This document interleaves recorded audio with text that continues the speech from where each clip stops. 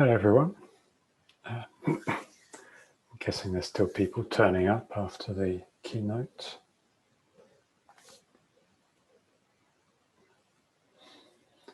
Let's give it a try.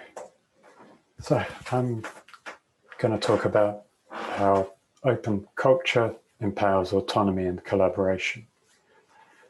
As a caveat to warn you, I live in an old farmhouse in France and I have very squeaky floorboards, so apologies for that. So, who am I? So, I'm a bit of a film buff. Well, I enjoy films, going back to old to new, so there'll be little quotes marking sections throughout the site, so slides. So, who am I? I'm a senior front-end developer with Anatech. I've been doing Drupal for over 12 years now, and I've been remote by default for over 8 years. So that's been a very different experience for how you work with organizations. I've worked with all sorts of organizations. I was a contractor for pretty much most of my career. And so it's gone from big enterprise, government, public sector, local authorities, a lot of Drupal and web agencies, charities and startups. So it's just sort of show my experience of workplace culture and just the different approaches and the different atmospheres in all of these. And it changes, it's so different even just across sectors, which you might think would be a bit similar and across size of organizations. So in a nutshell, why open and why now? I think it's especially important now because there's been such a shift in how people work.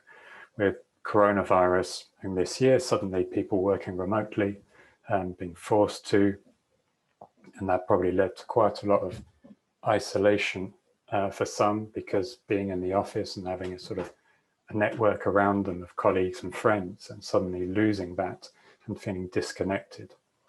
And of course, vaccine coming along, and those workplace structures and processes and cultures have already shifted. So what's going to happen once, if everyone has a vaccine? Are we just going to go back to work as it was, back to normal as it was before? Or is there going to be change? And why now? There is so much push for transparency these days, for equality, for inclusivity. We've got the Black Lives Matter movement at the moment. We've got the Me Too movement's been going on for a while, and just a general push. And we just had a keynote about inclusivity and diversity and sort of equitable, which is a good, if you want to take away anything from this, it'll be, for me, it's these three terms: voice, equity and trust. So voice, I don't mean just employee voice. It's beyond that. It's what builds an open culture, is the way we communicate between each other, between levels, between teams, the feedback tone, how we engage with clients, and the voice of the organization as a whole, how it's perceived internally and from outside by customers, by suppliers, by third parties and partners. Equity here ties in with the keynote, the sense of getting rid of the barriers, find that level playing field, that equality, that shared, and it's equity also in the sense of ownership, because everyone has to feel a sense of ownership over their work, over who they're working for, the business, the ideals, the values. And all of that builds into trust. And trust is probably the most important. And especially now with remote working, you have to trust. As a business owner, a leader, you need to trust, be able to trust your employees to deliver. And the trust with that, employees need to trust that their leaders and their managers and their company is delivering on their values, is sort of fulfilling their promises to them, let alone to the clients, and that the clients have trust in the business and is employees, its representatives. So this trust goes everywhere. It's that honesty and truth. So they're the sort of three key terms I think I'd like to take away from this, and we'll sort of explain them a bit more. So what are the benefits of an open culture within a business or an organization, just in general? Well, hopefully what I offer you won't be able to refuse. I've no idea if people are giggling or enjoying little movie quotes, as it's a strange virtual environment now.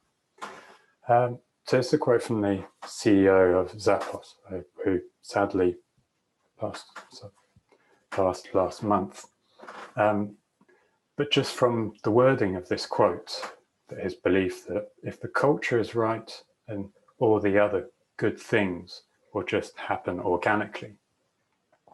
And Zappos is interesting from its culture perspective because it is really from the ground up. It is very inclusive. It was disruptive. Now it approached the market, fashion, clothing. But for example, when they call talent acquisition, it's not a question of you just come in for an interview, they give you some questions. What you do is you actually socialize, you meet other existing current employees, and this happens over time. So you get a feel for the company, whether you feel you'll be a fit, and also other employees get to feel whether that person, and to express how they feel about the business and being an employee of that business. And just one big point on this quote is our belief. So even though he's the CEO when he's saying this, there's actually a little bit that comes before this, is at Zappos, our belief. He's not saying my belief is that you get culture right. He's saying he's speaking with the voice of the entire business behind, as sort of a group, not just as the CEO. If we look at the metrics, then in terms of what sells, so thriving culture. This is a report that came out earlier this year, and you think of employee satisfaction, whether you're happy at work, and poor cultures, you can see less than half of the staff are actually happy to be at work, are satisfied. Whereas when there's a thriving culture, we're hitting nearly 90%, which how often do we feel 90% happy about something, or definitely content with things? You buy that television, are you sure that, are you 90% happy that it's the right one?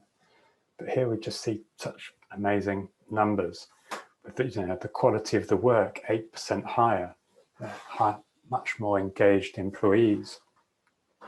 The big thing is the innovation. 7 times more employees innovating. So that's not the business innovating, that's actual employees innovating. Of course, you have 3 times less layoffs and increased revenue, and the less burnout, which probably go hand in hand. Reduced layoffs because reduced burnout. So less burnout, more productivity, because more quality work. So more revenue, so less layoffs. Here's focusing more on the UK, and it's a few years old, this study, but it was also quite telling. And it comes in, this is the top quartile compared to the lower quartile, but see, 60% of the engaged employees said their job brings out their most creative ideas. So it's not even that now that they've got an engaging employment that life brings out, it's their actual job feeds their creativity and means they have these amazing creative ideas. And also the other thing here is the 40% lower employee turnover, which is huge when you consider that estimates are it can cost up to 40% of an employee's annual salary to onboard new employees. So that's a huge saving to a company, but also it's that people don't necessarily feel the need to move on because they don't fit, they're not happy. There is that surrounding which really is good, feels good. So in terms of business return on investment, there's two reports. Deloitte came out earlier this year, and they've been doing it every few years based on the Mind Charities Workplace Wellbeing Index. Basically, they're finding on average that in terms of spending on employee staff health, and particularly mental health, there's on average a 5-to-1 return. And most of the studies that they've looked at in this is focusing only on absenteeism and employer health costs. So that doesn't even include the savings for a business from a reduction in presenteeism and lower staff turnover. It also doesn't actually value the impact that these investments will have on the wider workforce. So the increased staff morale and just general availability of support material and processes so that people are not let down, checked in on and supported. I've left the sort of negativity aspects at the top. I won't talk through them necessarily, but they're there to sort of, it just shows. And for the Harvard Business Review, I think the nice takeaway there is with highly engaged employees, the increase in job applications, because you're happy at your job, you enjoy it, you're great, you're going to talk about it. And you know someone that's looking for a similar sort of work, you're going to recommend your workplace to and say, oh, it's a great place to work. So it's always win-win. You support and you have a good culture, it will follow through. And from that report, there's one quote that I really like, is that well-being comes from one place alone, a positive culture. And you have to sort of foster that, but you get there, so much more follows through from that. And you end up with an empowered team, empowered people, empowered business. And these are just sort of some examples of things that you then have. The people are empowered to trust, to feel trusted, they're respected, they have business, and people have the creativity. For business, they have self-organizing teams that collaborate and much more adaptable to change, because you have independence and autonomous people who are able to collaborate in a completely sort of automatic way. The company is more resilient. There's better communication between people because there's shared values. There's that positivity, that enthusiasm. And that translates into customers, because customers have a facing staff who will do whatever is necessary. And this is the thing with Four Seasons hotels, for example, or those sort of chains where they trust and empower their employees to do whatever is necessary for the customer. So you get great customer satisfaction, you get great customer service, and you'll go back to those organizations because you trust them to do what they need to do to get you what you need. So what does it all mean? Yes, I am serious. Don't call me Shirley. So when we talk about voice, it is a lot to do with the employee voice as an individual, but also as an organization. So the benefits that that can bring to higher innovation, higher productivity, and it's the ability for everyone to express, to suggest, to speak up when something's wrong, and for that to influence how the company moves, how their work environment is. They need something to change for it to be so that they can work as the best they can.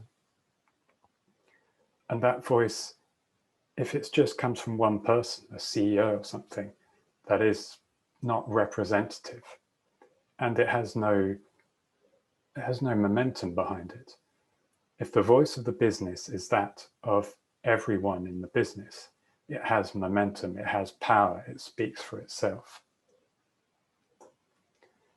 Equity is interesting as the equity theory of motivation by Adams, which is done back in the 60s, and is the whole point of, for the amount of effort or input that you give, you expect an equal amount in return from the business. And you also will compare that to what others on a similar level to you get in return for their effort that they put in. So that's where the workplace fairness, the equity, the level playing field is extremely important and helps promote that sense of shared belonging, because you're not going to be stuck with rumination, which is that act of you're thinking over, you're no longer at work, you're at home, but you're ruminating, you're thinking over things because it's nagging at you. And we all lose so much time to that rumination of that negative feeling of, oh, so-and-so probably this, that, and the other. And it just doesn't help. So if your perception and your feeling and your reality is this fairness, this sort of equality, you'll be happy. You won't have that negativity when you're even out of work. So you won't be burnt out. You'll be happy to come back to work rather than sort of drag your feet. Pay equity does come into this. And interesting is Salesforce, because as of 4 years ago, they began an annual review of pay to ensure that for a diverse and a staff across the world, they check the pay levels and they adjust. So I think this year they found a number of cases where there was an 8%, 4%, and 9% unexplained discrepancies between pay between individuals at similar levels across the world. And they adjusted those pays to make sure that, and they check every year. I'm not saying Salesforce is the perfect place, like everywhere, but they do strive for an open culture. And they're one of the most profitable and thriving companies in the world. It's and people want to work there, and it is a positive workplace. Trust is truly the organizational the integrity of the company, of the organization. Everyone needs to trust and believe and see the honesty in that what the organization says is what they do, that their values are being met, that they speak their values, they act on their values.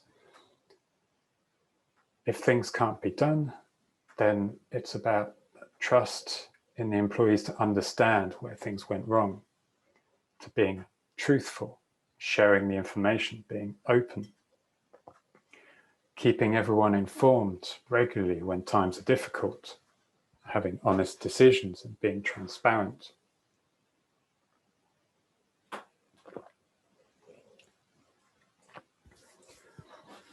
Which I think all brings together the sense of autonomy. If you have that trust, then you can feel that autonomy. You're trusted to get on with your work. You're trusted to have the freedom to self-determination, because your needs for competence, so you have everything you need, the connections, the people around you, and your autonomy are fulfilled. That doesn't mean, autonomy doesn't mean just go wild and do whatever you want. It is do what you need to do for it to work for you, but provide that structure. That you need that structure. Just sort of, here's some stuff, go do it. No, you need that structure. So here's what you're needing to do, it's your goal, your challenge. If you have a problem with this, you can turn to here. If you have a problem with that, you can turn to here. You provide that support network, that structure for them. And the collaborative autonomy, I think, is the brilliant one, where it means you can just get together and fluidly move about. And I think we have that at work, the collaborative autonomy in our support team, because we're all working on different support projects and we're all autonomous, but we move around each other in a sort of fluid manner. We pick up where others have left. We pass on. Can you QA this? Fine, I'll have a look. And it just all tends to move so smoothly around a lot of projects and quite a few people. It's sort of quite nice a beautiful natural orchestra. So what can change? And what needs to happen? And what can happen? In terms of leadership, I think this is a lovely change where, after watching the Queen's Gambit, so just an episode the other day really reminded me of this, of the chess master. The chessboard is a closed loop. You control it. That's not real life. That's not the world. That's not companies. That's not, you cannot have a closed environment like that. You have to think of it as a garden. And a garden is sort of, the quote says, eyes on, hands off.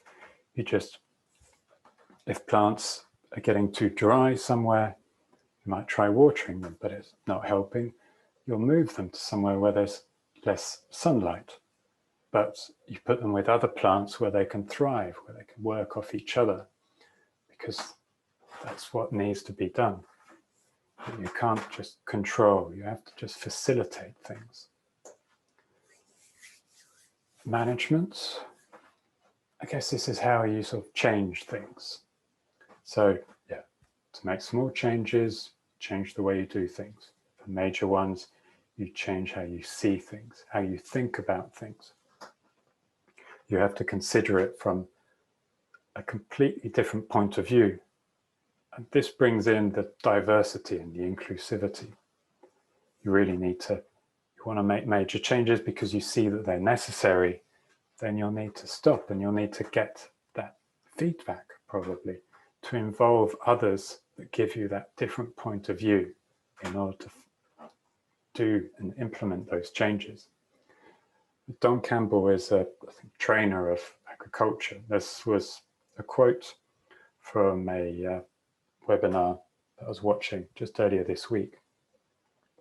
And Gabe Brown appears in the Netflix documentary Kiss the Earth, for those that have seen it, which is a brilliant thing to watch. And it's about regenerative farming. So it's about the no-till, it's about the varied crops, and it's about having much more harmonious and a sort of positive outlook with also the livestock. It's sort of moved around and mixed, and it's just basically happy, healthy environments where, and it's amazing, the trapping of the carbon. I need to mention this on Monday, and I thought it's just the perfect thing. So in terms of strategy, for the vision, it can't be a top-down approach. It has to be open. You have to discuss the goals with everyone.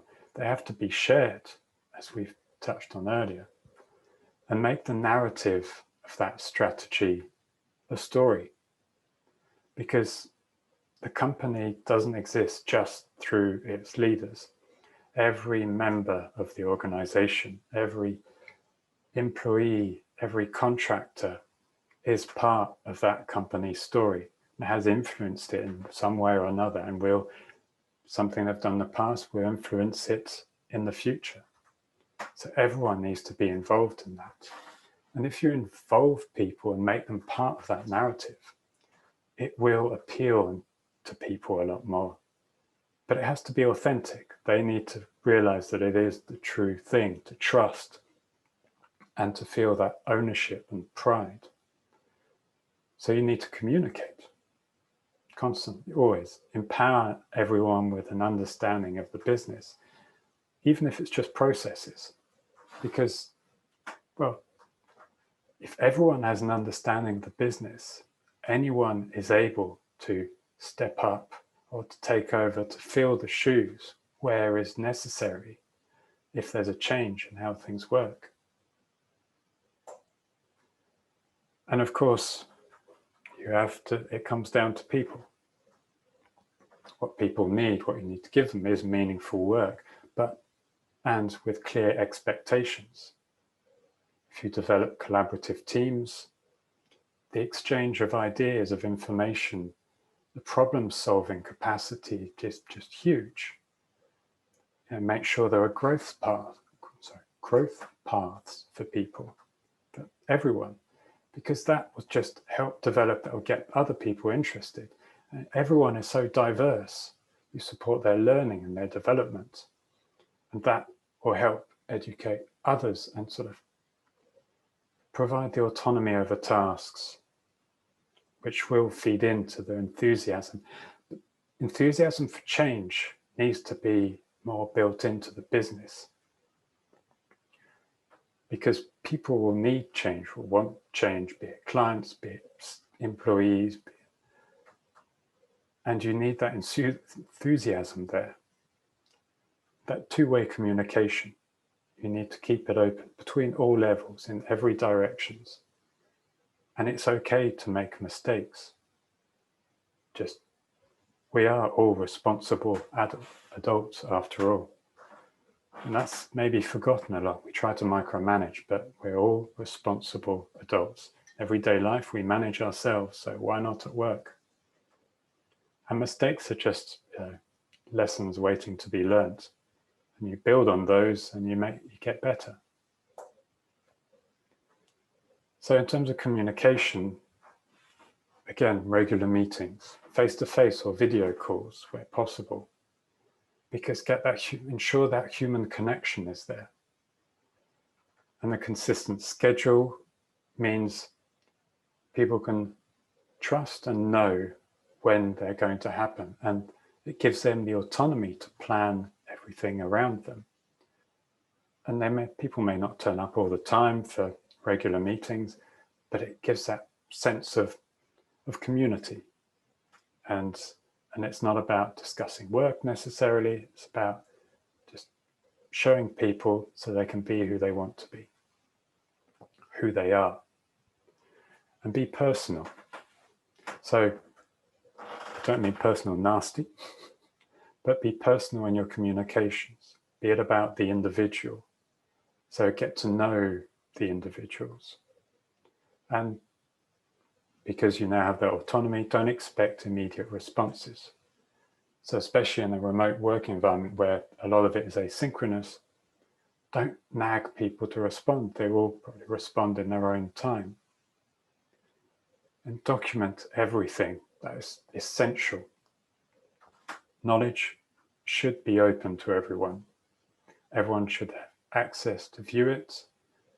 They should be able and encouraged to add to it when something is missing, and the ability to update, to change things. But don't make it a burden. If you need to help people, then ensure that they know how and can update these things. So, how can we do these things? I've not seen that film in so long. Not sure I should watch. Maybe someday I'll watch it again. But I remember him screaming, "Show me the money." Anyway, yes, where to start? So the focus on quality. So there's quality of output, quality of work. If someone's overworked, that quality isn't there, because that's presenteeism. That's no longer a productive, healthy, happy employee. So check your work environment. Think if it encourages early mornings, late nights, working at the weekends, that's not quality. That's not quality work environment. That's not quality leadership, quality management. and that's not going to give quality work. Show you care. Make an effort to know the individuals. Make them feel valued. So if you know them personally, ask how they are, how their day was, how their family's doing. If you get to know them as an individual, not just as the front-end developer on Project X. Listen. Not just sort of listen and nod your head, but actually listen and take on board. It's not about fixing them, it's actually acting on what people say. Change processes based on feedback, especially informal feedback. So it doesn't have to be someone says something and say, oh, if you could submit that on the form. If they don't feel necessarily able to do that, for whatever reason, there may be a problem there, but act on it if you can. And have some fun. Don't force it, but find ways of doing socializations and things like that. Important. So in terms of well-being, which I sort of include mental health in here because it is a large part of it. And it is important to check in on how people are feeling. And this reiterates some of the earlier steps from the previous slide, but it goes beyond. You need to really check in, understand and empathize with problems that people have. And especially, I know in the last year with all this COVID stuff, it's been difficult for a lot of people, especially with childcare. Suddenly, the kids are at home all the time. I work in a distributed company, so it was very difficult. And Anatech was very adaptable and asked people how, if and how they needed to change their approach or their work hours, or because they had to spend a lot more time looking after the children.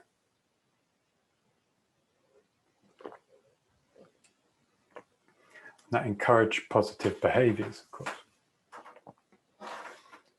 Promote sensible working hours, taking breaks, make sure you reduce isolation. People have gone from a sort of support network in an office to being alone at home because of COVID or whatever. Suddenly the company has shut the office and they've gone to all remote. You need the processes that support human contact. And in France, there are some companies who actually turn off email at weekends and out of hours. So staff can't be doing emails. So, interesting. And take action in any shape or form that you can. I've got two resources here, which is the Mind Charities Workplace Wellbeing Insights report, and they have developed the Mental Health at Work website, which has a huge amount of resources to help towards that. I'm going to say a few things about positive feedback, and there's different aspects to this feedback, because this isn't just annual review feedback. This is also how internal communications can happen. Because we find an error in code or something's developed, deployed, which wasn't quite right. Let's abstract all of that to these little steps, which can really help. So beginning with a micro yes question, what's that mean? So you start the engagement with a short, but what we call important question. So you present it as just have you got time? I've got this idea. And that just means the person can say yes or no. No, I'm a bit busy right now, maybe in half an hour. So rather than starting the conversation by, there was a deployment issue on thing that you did last week. Can we talk about it? I'd be like, so straight away there's, you're not meaning to, but there's confrontation. Whereas here you're just, I've got an idea about that deployment from last week. Doesn't even need to mention that deployment. But then once you've got that acknowledgement and you can start, so you're going for the specific data point. Don't generalize, avoid blur words. I say blur words, it's described here, which, yeah, you shouldn't be so defensive. If you're tired, if you're a bit tetchy that day, you can easily take that the wrong way. I know that I have in the past. You laugh about, there's laughter about something because we're all joking, and then suddenly you take it personally. No idea why, but you just happen to be tired and frustrated about something. So keep it to a specific data point. You're solving a problem. That's what you're coming to that person. This feedback is about solving a problem, the challenge, and the impact statement, how it impacted you. You're solving a problem, and this is exactly how it impacts. So you're being scientific in the analysis. And finally, you make it a joint problem. You make it a joint solving. So you have your whole question, and then you see, and I would value your thoughts on it. How do you see it? Do you think that would work? Or have you got, you've probably got a better idea.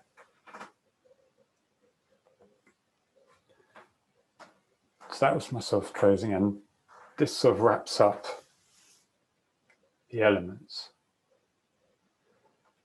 The autonomy develops and builds on this sort of strategy, communication, people, which are basically echoing how the implementation of that voice, equity, and trust.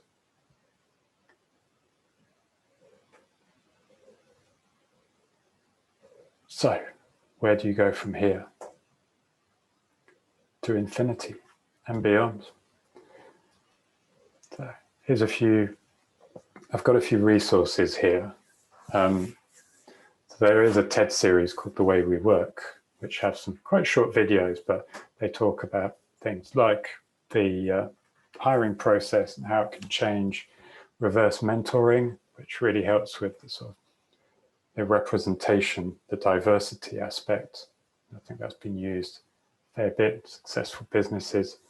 Engage for Success website has some brilliant resources, along with the CIPD's Knowledge Hub, which has a huge amount targeted not just management, employees, and Deloitte and the mental health at work thing.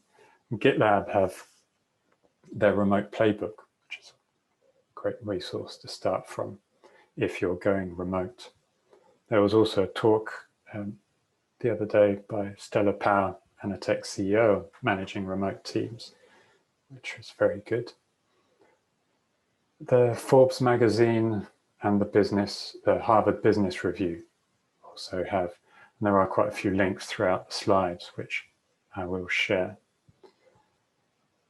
So, any questions?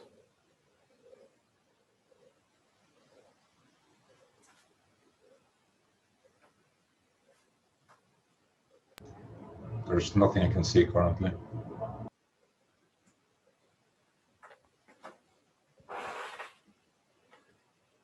Oh, I've got 6 minutes.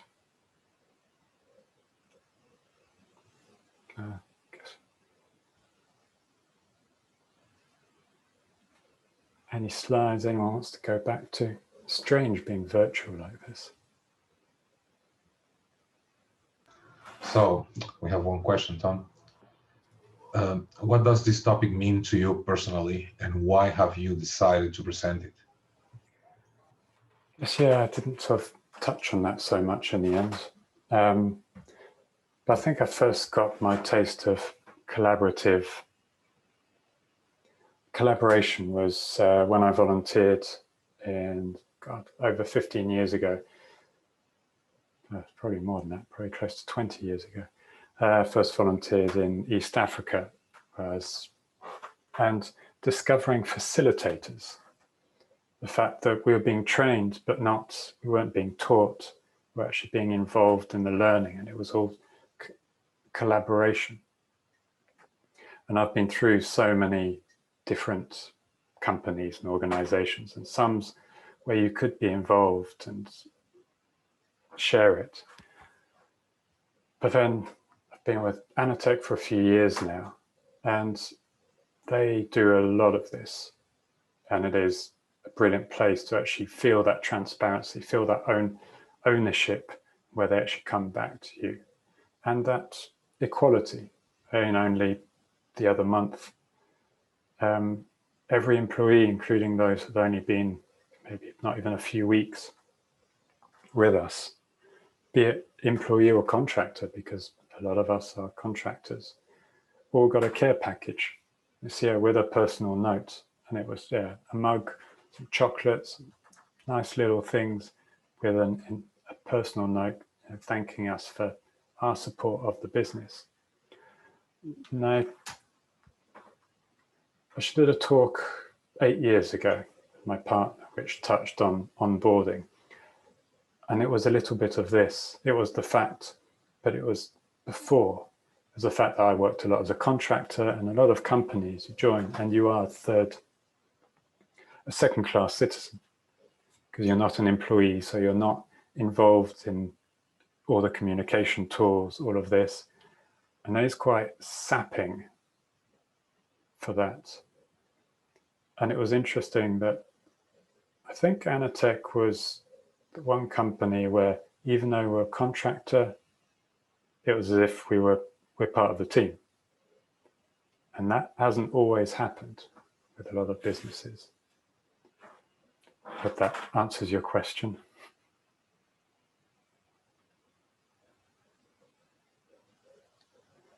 Strange for this virtualness, you'd sort of such asynchronous questions, I guess.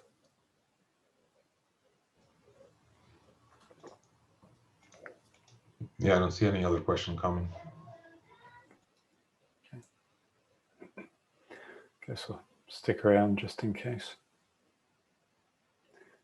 Looks like there are only maybe 10 people.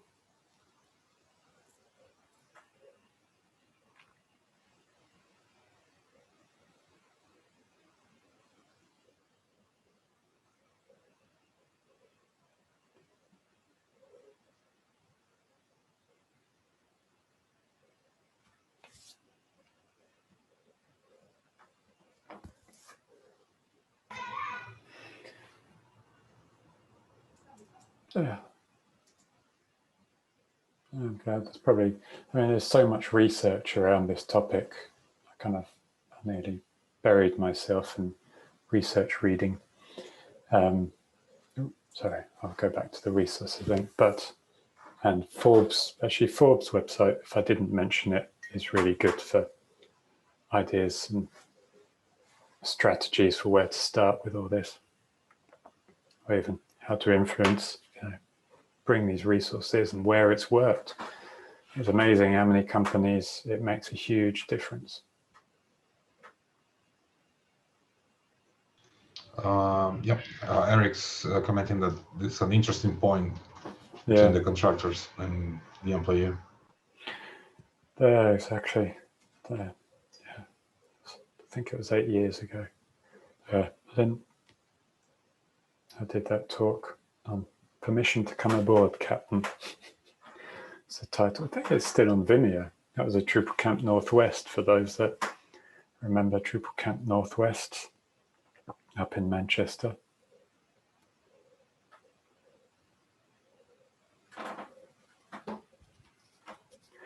So I guess to influence HR management, you can show them the numbers.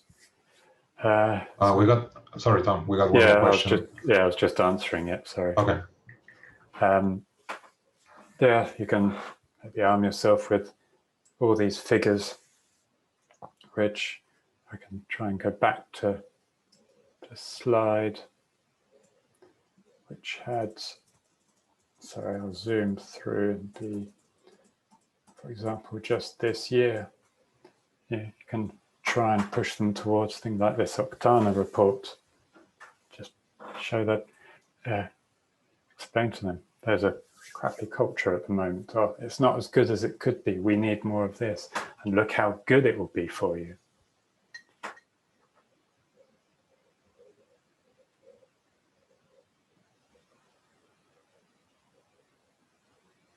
stuck.